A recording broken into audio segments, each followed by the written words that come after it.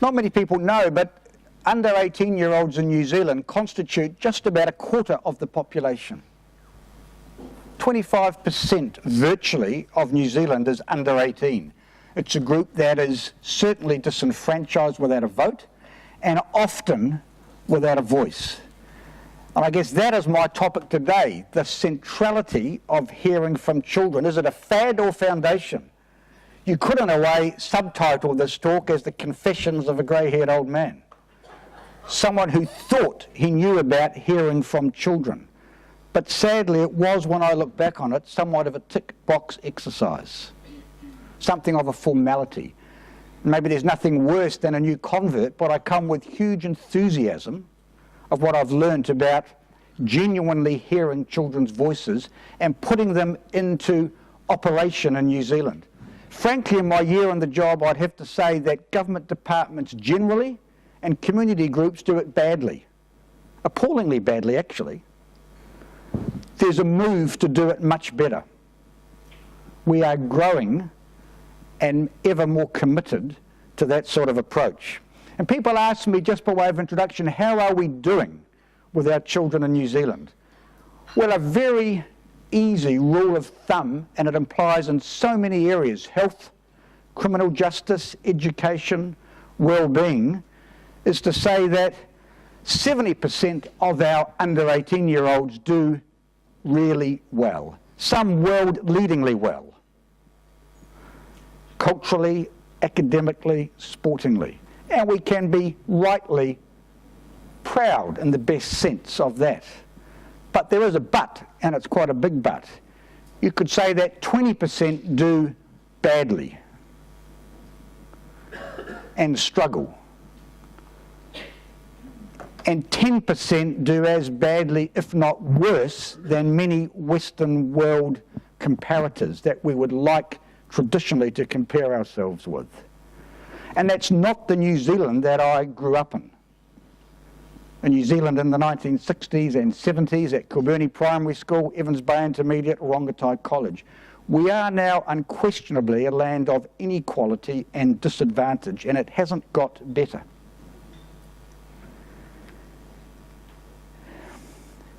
And we are leaving too many of our children behind.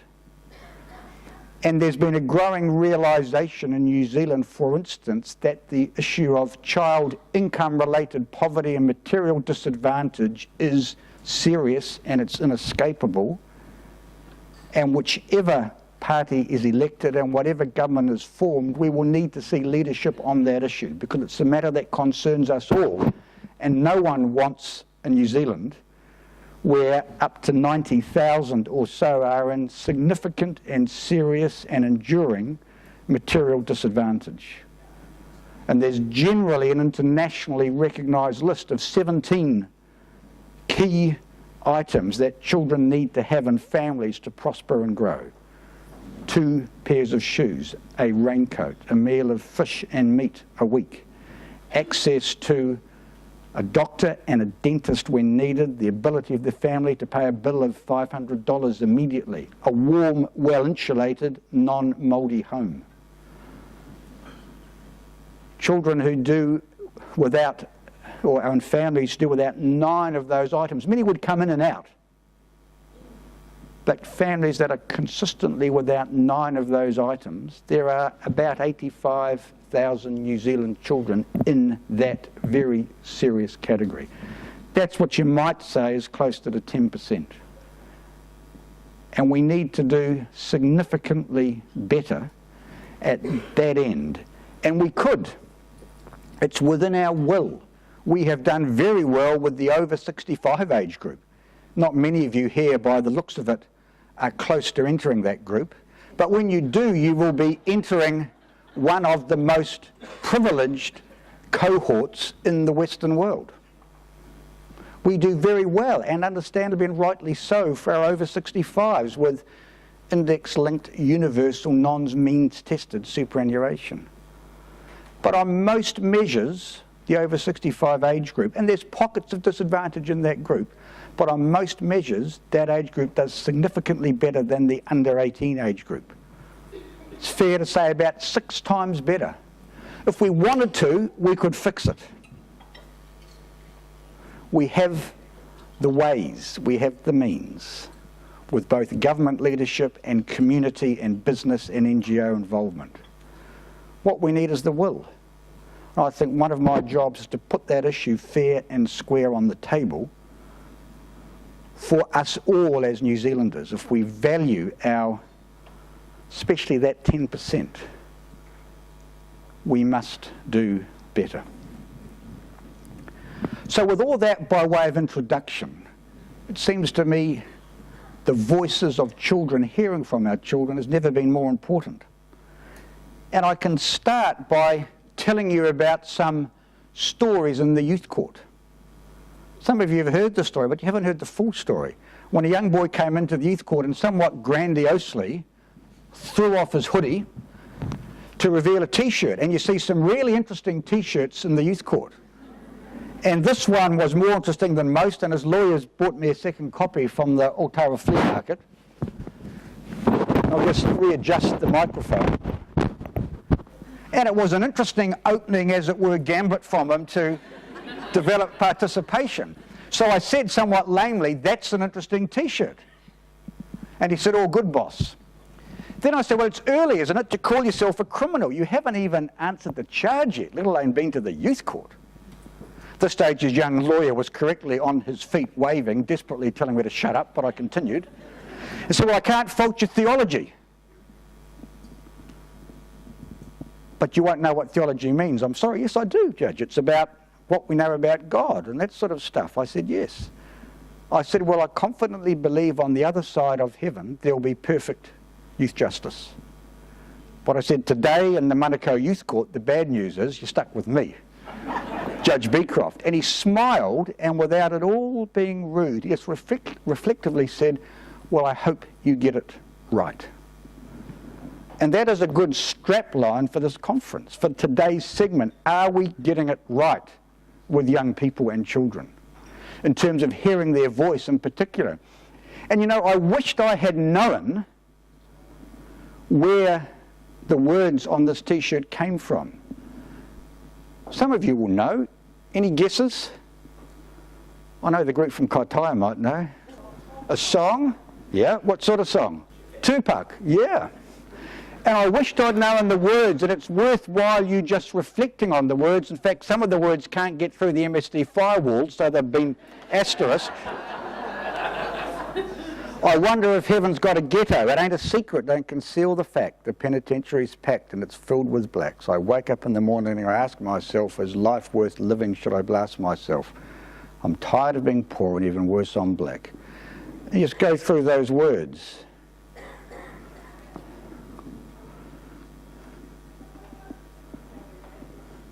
And maybe Tupac's asking, on the other side of heaven, will there be a world that's free of marginalisation and dislocation and disconnection and separation and inequality?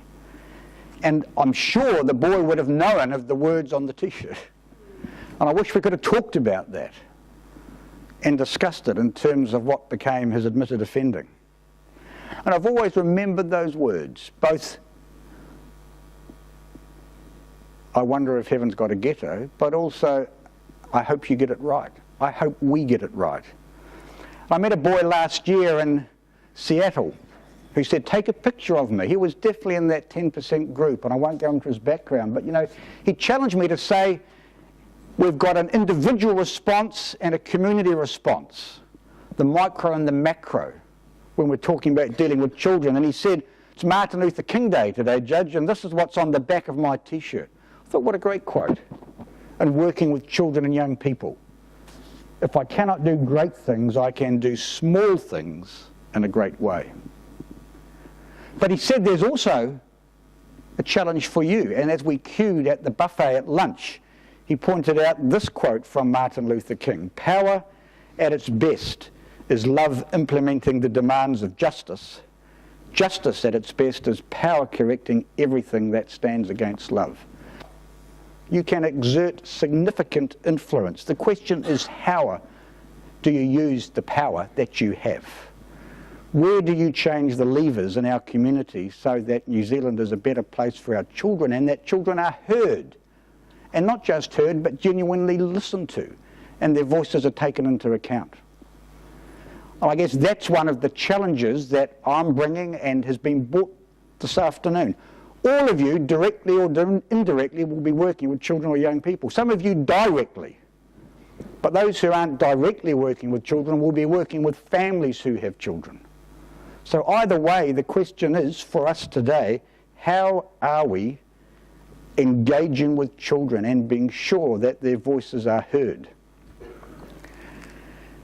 And you know, as I said, I thought when I got this job I knew about child consultation. But if I'm an honest confession, it was rather a formalised tick box approach.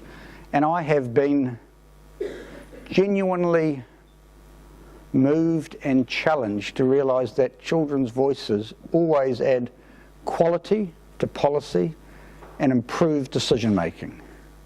And it's not a formality, and it can't be taken for granted. And as I said, I think we have for a generation generally at the Wellington central government level done it badly. You could say appallingly badly. But I sense a change, a sea change, a growing influence. This little video clip, albeit Australian, is unscripted, but it just shows in a small and insightful way the wisdom of children. If I was Prime Minister, I would make it illegal.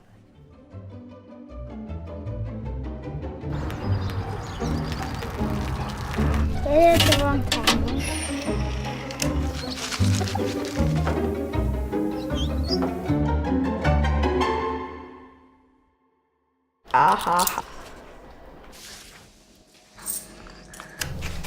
Why does he get $5? That's just the way it is. $7. It should be flat out illegal. Like, I'm not joking. I'm not being unreasonable. Women and men should have the same money. They should have 50-50. 60-60 if you want to do 120. It should just be how hard you work. If you do the same work, you should get paid the same money. What we're trying to tell you is that it's not fair that boys get paid more than girls.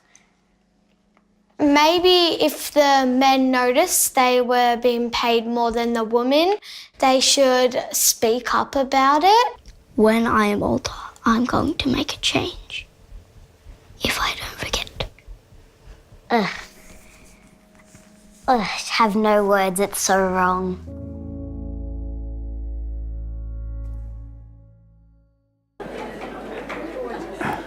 And we realise in our own office we have to be much more intentional about genuine consultation and listening to children. And as you've seen, we've got several staff committed to that very job. In fact, it's a statutory obligation on the office to develop means and mechanisms of communicating with children. So I'm the last to throw stones. We're getting on board. But just a few randomly, evenly cast stones. When the Education Amendment Bill was being developed, we strongly urged the Ministry to have some separate, specific, focused consultation with children and young people, the users of the education system, which to our knowledge may have happened indirectly in the process, but not a specific child or youth focused exercise. In the end, it was made clear they could come to a select committee, which was right smack bang in the middle of NCA exams. It wasn't the ideal time.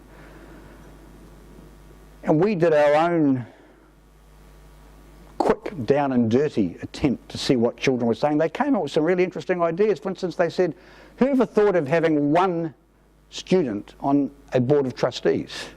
Do you realise how hard that is to be the only young person? Why not have 2 or 3? We can speak from a variety of perspectives. We could add value to what's going on. And many schools are doing that now, thinking it through. There's another school in New Zealand that every senior teacher employment position where there's interviews by the board are also interviewed by a panel of students who feed back their views to the board. There's a lot going on that's hugely exciting. And you heard from the people from Te Whānau Araha this morning, or this afternoon, the family of love. And you would say in their language, big ups to MSD and Minister Tolley, because she got together a group of care experienced young people and heard from them. And it did result in law change. Surprising, isn't it, that there was never a provision that when a child was taken, and if more than one child from the family had to be removed, sibling unity would be preserved. But because of what was said by the group, that was written into the law for the first time. It's why the age group's gone from 18 to 21. Young people said, why should we be the ones, if we go overseas or come back from tertiary training or apprenticeship training, we've got no family to go back to? Why can't it be 21 and 25? The views of children and young people improved policy. I mean, I can't speak from spectacular examples myself, but just the most minor one. I'm involved in a football club at a Wellington secondary school. We couldn't understand why so few year 12 and 13 boys played football.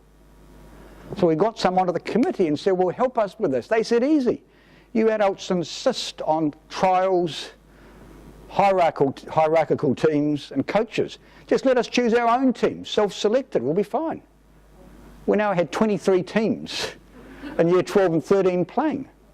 We heard and listened to what children were saying. All of us could do better in our boards, in our committees, in our trust boards. What place are we giving to meaningfully consulting with and giving a place for children and young people at the decision-making table? And I said it added value, and I said that it improved the quality, but you know, that's not why we do it fundamentally. And whenever I put this slide up, in my daughter's phraseology, what a debuzz, Dad. Everybody in Wellington, many government officials say, but the convention, isn't that for Bhutan or Somalia or Uzbekistan? I mean, does anyone really think it's got much to say? It's not really for us. But it is. We've signed it. It's the most signed convention in history, 192 countries. Only the United States hasn't signed it. Small omission, I know. But I mean, one of the key provisions in that convention is that one. State parties, that's us, we are a state party, shall assure to the child who is capable of forming his or her own views the right to express those views freely in all matters affecting the child. The views of the child being given due weight in accordance with the age and maturity of the child. And we treat the United Nations Convention with such casual, flimsy disregard in New Zealand. And I'm not saying you laminate it and put it under your pillow, but actually you could. And you could put it up in your chief executive's room, because these are guaranteed entitlements for our children and young people by which we rightly ought to be measured. And I told you what some schools are doing. Well, that will just give you some ideas for those of you who are in NGO boards of trustees, committees. There are some ideas that you could easily adjust.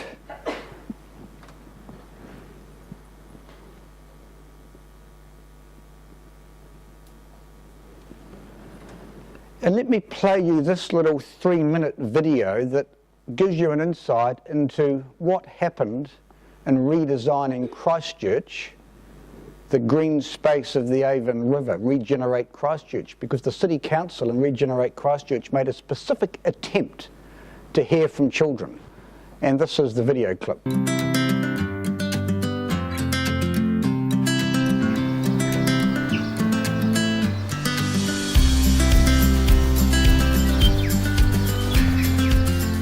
Regenerate Christchurch asked many children and adults what they wanted in the new area.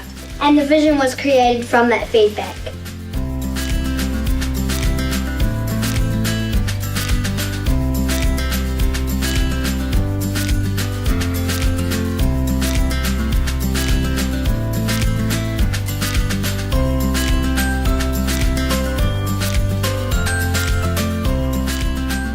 decisions that we're going to be making over the next wee while will be decisions about what will be there in the future. And that future belongs to you. So it's really important that we get your voices and your ideas because you're going to inherit this legacy. We loved the idea that there would be places for vulnerable humans to eat and sleep, plus places for weak and endangered animals to grow strong. I enjoyed the idea that the plan was based around the Avon and used it as the central piece. We could add a little space for people to come together and meet new people, and the more people, the better, and we should stand together. So 2 to the left with me. First up is apartments for homeless people so they can get back on their feet till they earn enough money for a house so people can donate money, food and clothes to them. I think there should be a water park because there is a river near it, and there should also be a hotel for the visitors, like people from Japan or the UK. So this here's my camping ground. And I also strongly believe that we should have less cars and things that have fossil fuels nowhere near the river. And we also need to start planting more trees and create a forest because then all the native birds will come back. A lot of adults don't always realise that just being kids makes us see the world as a place full of possibilities. Our generation will be living in the new area being built, and we will be the users and the kaitiakitanga, guardians of the environment. Every New Zealand child has a right to have a say on what is important to them. 1. If our rebuild takes a long time, since we're the next generation, we'll be the ones to enjoy it. And 2, we've got a lot of imagination. We think differently to adults, and we're not afraid to let our imagination run wild. We're still people and everyone should have a say. I mean, everyone deserves a chance to share their ideas, and not just adults or not just more important people should have a chance. Everyone should. My favourite thing was just listening to all of the other ideas. More adults need to think about what kids' voice means because we will be the next generation in this land. So I think we, adults need to have a say, have kids say in it before they kind of go up and build stuff. We'll be up here today.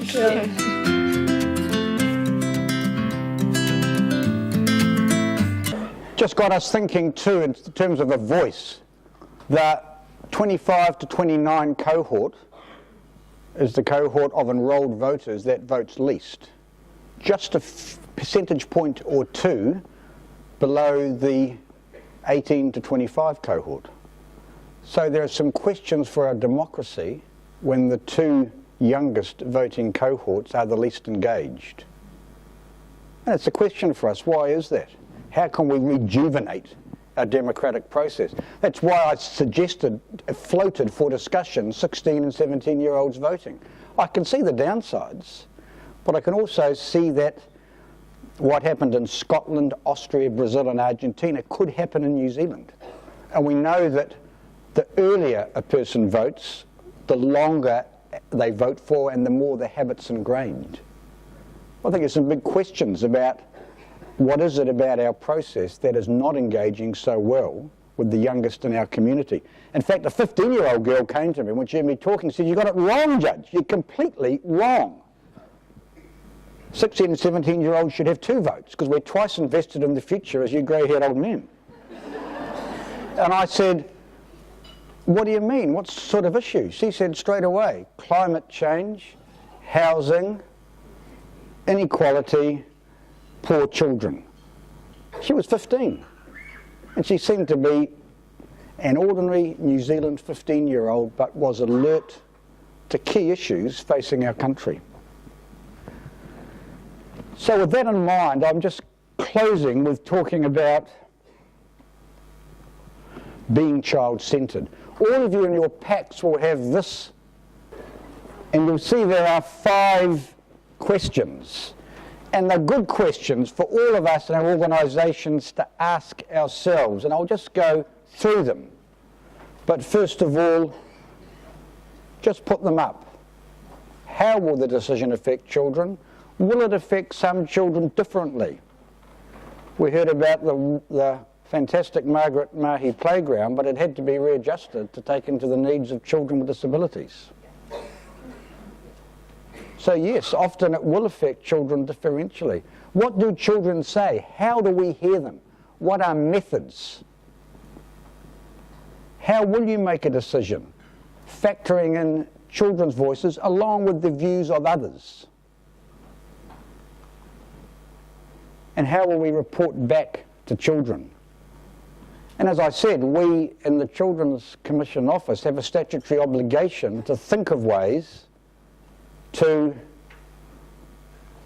consult with children.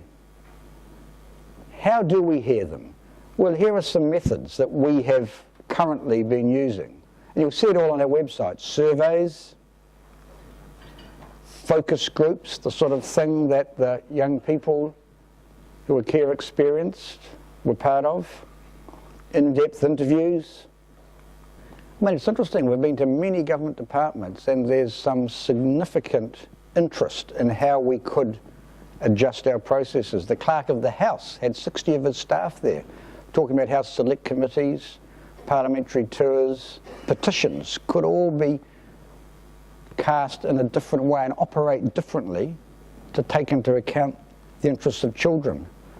Part of our role is to get children's voices, especially those who are in state care. We visit those children who are locked up in care and protection through no fault of their own. And all our reports, we hope, are child-focused through the eyes of children, through the voices of children. And we've got, so far, 51 schools. We want some organisations who might volunteer to be part of our surveys that we use for each school or organisation twice a year, no more than that.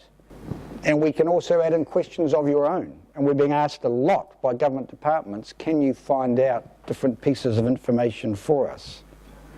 And of course, it's not just doing what children say, but it's hearing what they say, along with the voices of others. What you might be interested to know is that the new Oranga Tamariki Act, it's changed its name. Did you know that? It was the Children and Young Persons and Their Families Act 1989. It's been legally changed to be the Oranga Tamariki Act 1989 or the Children and Young Persons Wellbeing Act. You can take your pick. Not surprisingly, we in our office are determined to only know it as the Oranga Tamariki Act. So, some of the new statutory provisions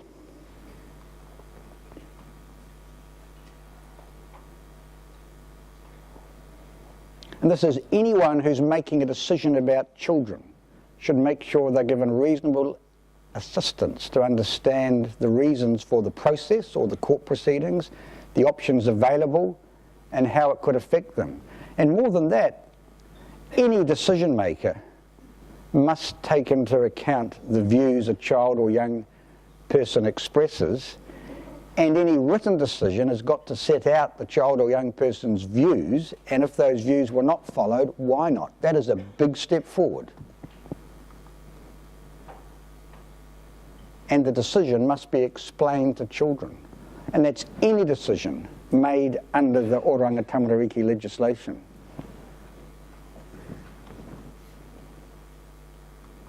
I guess the last question is how we report back to children, because that, as it were, closes the loop. So as I said, I'm an unashamed apologist for putting the voices of children and young people front and centre. It's exciting. It's relatively easy to do with good advice and help. It improves what we do. It adds quality to it, but that's not the reason we do it. Children and young people, a person's a person, no matter how small, as Dr. Seuss said. I mean, we're obliged to do it. We don't actually have a choice legally. We're signed up on the dotted line to do it. And I hope when we get back to our homes, to repeat what that little boy said, I hope we don't forget.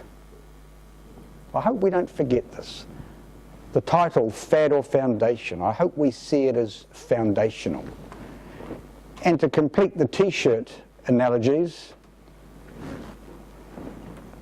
I saw this T-shirt. A family, both the mum and the dad had been in prison. It was overseas.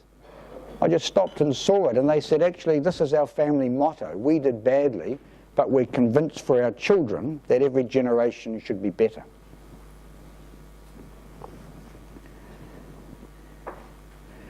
And another T-shirt, it was Children's Day this year, and I wore the green eggs and ham T-shirt at a function in Wellington in the square and said, how many know this story? They all knew it.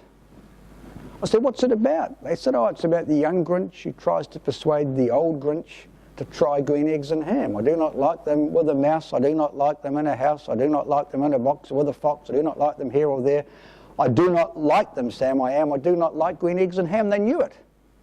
So I said, what's it about? They started off by saying, well, if you try something, you might like it.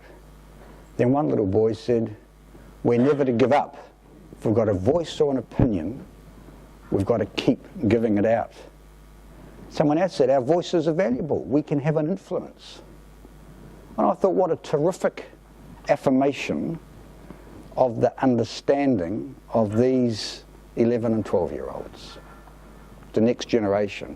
I hope as a group we can recommit ourselves to hearing from them and ensuring that New Zealand is a place where all our children can flourish and thrive. Tēnā koutou katoa.